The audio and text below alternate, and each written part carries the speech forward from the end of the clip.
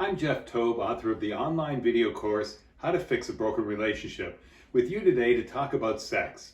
It's amazing how this is still such a taboo subject in many videos, but after coaching couples worldwide, I'm here to tell you it's one of the top 5 challenges couples face today. Sex can play a different role in many relationships. What goes on behind closed bedroom doors can vary from couple to couple or even change between the same couple over time. Even further, your definition of a healthy sex life might not exactly be the same as your partner's. So, how can you tell if the lack of sex is harmful to your relationship?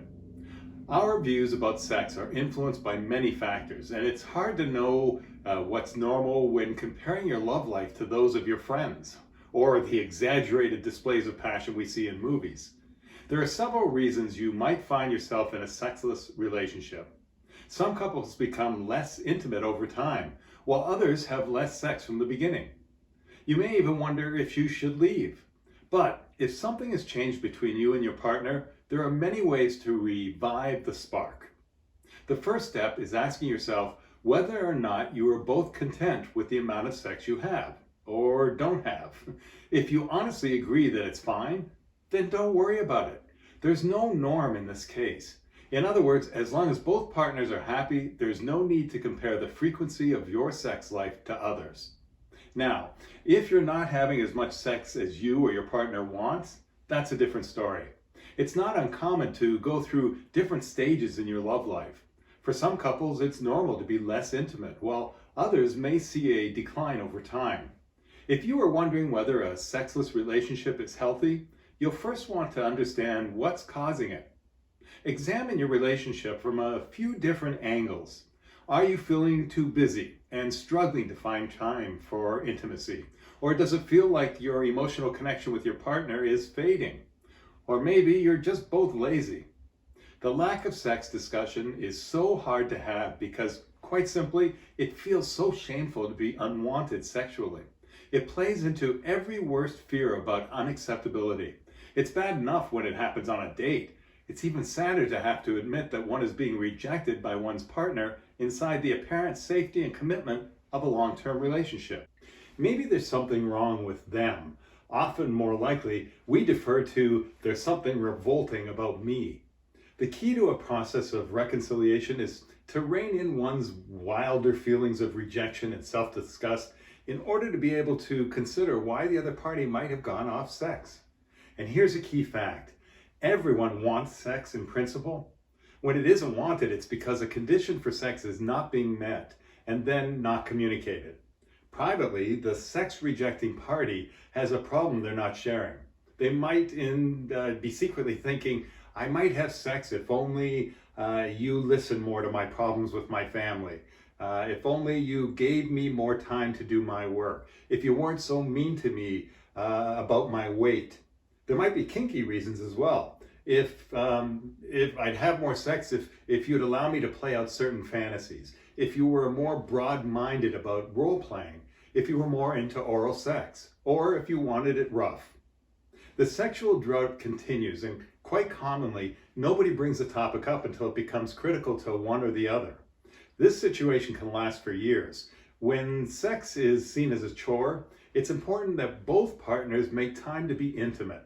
After all, sex is an essential part of connecting with the one you most love, and getting back in bed together can be exciting after some time away.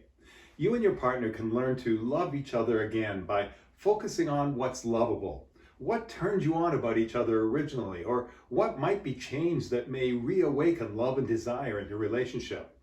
So, how important is sex in a relationship? While many of us love sex for its obvious physical benefits, it's also an important part of connecting emotionally with our partner. Many people view the desire and frequency of sex with their mate as an analysis of how healthy the relationship is. When we're intimate with our partners, we strengthen a unique emotional bond that comes with being physically close to one another. But how often we have sex doesn't always measure our happiness. And like all the things in love, our desires can only be defined by us. The bottom line is, how important is sex to you? Your happiness in a sexless relationship depends on what you need as an individual. Even if your partner is perfectly fine with less intimacy, your desires are still an important part of keeping a healthy balance. You'll need to assess how important sex is to you before deciding whether your partner can meet your needs. For some people, sex is an absolute necessity in a relationship. A romantic situation where sex is rarely an option is just off the table for them. For others, having an emotional connection with their partner is enough to sustain a meaningful, successful, and long-lasting relationship. Some couples even opt for open relationships to satisfy their sexual needs while being fully committed to each other emotionally. When it comes to sex and relationships, the bottom line is that you have to decide what's right for you. There are no cookie-cutter answers. It all depends on the importance that you personally place on sex. If you're unhappy in a sexless relationship, try communicating with your partner to express your feelings. You may even seek support from a professional to determine what's holding you back. Relationships are complicated, so having an expert in your corner can help provide the guidance you need to move forward. I hope this has helped in some small way. For more information on relationships, subscribe to this YouTube channel and visit www.relationshipguru.net. That's .net, not .com.